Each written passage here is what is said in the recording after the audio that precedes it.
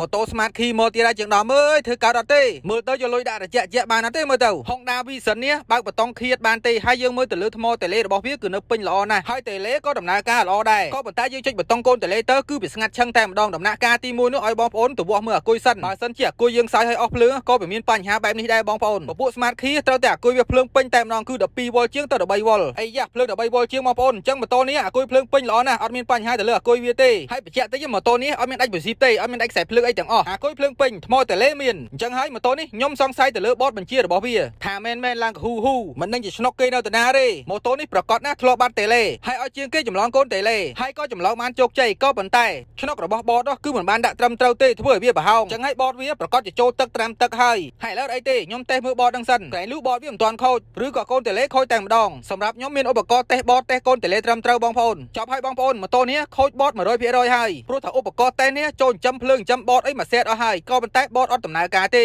អញ្ចឹងអត់មានជំរឿក្រៅពីដូរបតរបស់វាទេបងប្អូនហើយបតវាមានអាថោកអីណាបងប្អូនថ្លៃគួរសមដែរអញ្ចឹងដល់ដំណាក់កាលនេះសូមបញ្ជាក់បងប្អូនបន្តិចបតចាស់ខូចមែនយើងទិញបតថ្មីមកដូរមែនក៏ប៉ុន្តែបតនេះនិងម៉ាញ់តូរបស់វាគឺមិនទាន់ស្គាល់គ្នាទេចាំខ្ញុំដាក់ឲ្យបងប្អូនមើលតើវាមានបញ្ហាអ្វីបានជាបតខូចហើយយើងទិញបតថ្មីហើយមកដាក់ហើយនៅតែមិនដំណើរការទៀតហេដំណើរការតែលុតសញ្ញាឲ្យតើនេះមានន័យថាលុតសញ្ញាបានស្គាល់គ្នាហើយតើហើយជិះបតុងម៉ាស់ក៏ដំណើរការចំណែកអេគីរបស់វាក៏ខ្ញុំបើកបានធម្មតាដែរបងប្អូនក៏ប៉ុន្តែវាលុតសញ្ញាទឿជាប់តែម្ដងមានន័យថា ECU ECM គឺអត់ស្គាល់គ្នាទេអញ្ចឹងម៉ូតូនេះដល់ដំណាក់កាលពិសេសហើយបងប្អូនគឺយើងត្រូវតែដោះម៉ាញ់តូរបស់វាយកទៅ renew ចេញបងប្អូនតើ renew នឹងមានន័យថាម៉េចបងប្អូន renew មានន័យថាយើងសម្អាតខួរក្បាលរបស់វាឥឡូវនិយាយចេះឆាប់យល់ជាងដំរងថ្ងៃឲ្យតែពេលល្ងាចនឹកឃើញតែអាជាក់មានន័យថាដាក់អាជាក់រងថ្ងៃអត់អាជាក់មិនបានទេមានន័យថាខួរក្បាលជាងដំហ្នឹងចាំបានថាអាជាក់ទេឲ្យតែពេលល្ងាចឡើងនឹកឃើញតែអាជាក់អញ្ចឹងពាក្យថា renew នេះគឺយើងលាងសម្អាតខួរក្បាលរបស់វាកុំឲ្យខួរក្បាលរបស់ជាងដំចងចាំតែពាក្យអាជាក់ពេលល្ងាចពេកអញ្ចឹងពេលដែលខ្ញុំលាងសម្អាតខួរក្បាលរបស់ខ្ញុំហើយវាប្រៀបស្មើនឹងខ្ញុំនឹងបាត់បង់ការចងចាំហើយខួរក្បាលរបស់ខ្ញុំនឹងភ្លេចអ្វីៗទាំងអស់មានន័យថាខ្ញុំចាប់ផ្ដើមចងចាំអ្វីដែលថ្មីនិយាយទៅ